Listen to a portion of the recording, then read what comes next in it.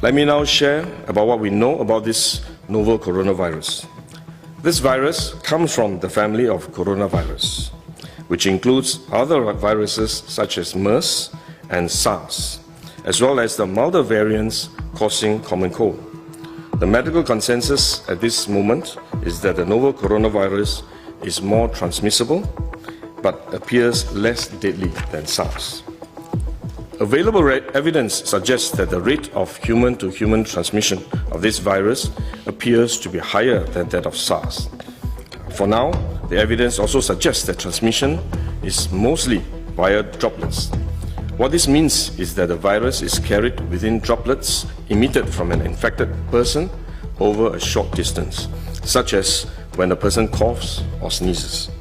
If these droplets come into contact with the eyes, nose or mouth of an individual, directly or indirectly through hands that have come into contact with these droplets, the individual may become infected. To clarify, there is no evidence currently to suggest that the virus is airborne.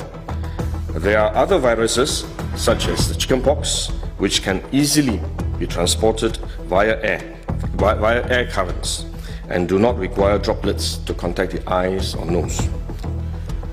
The novel coronavirus is not in this category of viruses.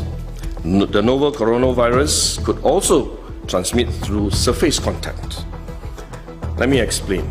When a person sneezes or coughs, the droplets fall onto the surfaces of tables and chairs, for example, and the virus may remain alive for up to a few days.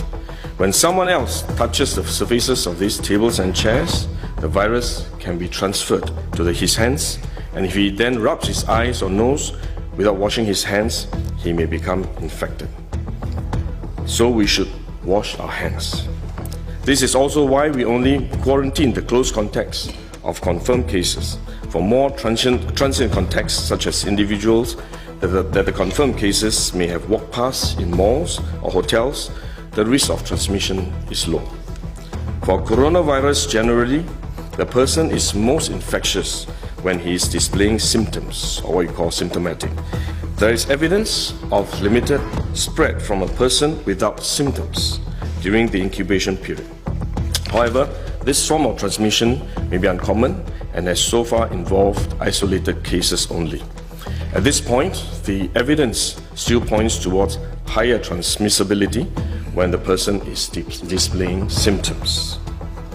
As such, medical professionals, both overseas and in Singapore, have advised that the most effective way that we can protect ourselves is to practice good personal hygiene. We should regularly wash our hands with soap and water and avoid touching our face with our hands.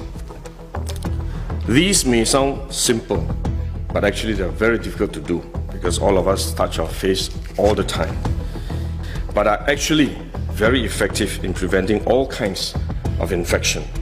Potential infection from asymptomatic persons, in fact, is less likely to be from coughing or sneezing directly because they don't have symptoms. They are not sneezing or coughing, but more likely by touching contaminated surfaces, for which masks offer no protection.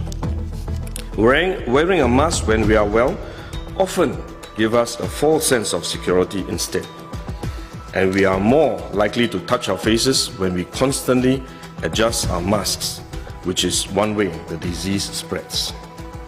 At the same time, we need to protect others, our loved ones, friends, colleagues, and fellow Singaporeans that we come into contact with. If we are sick, we should rest and recover at home as far as possible.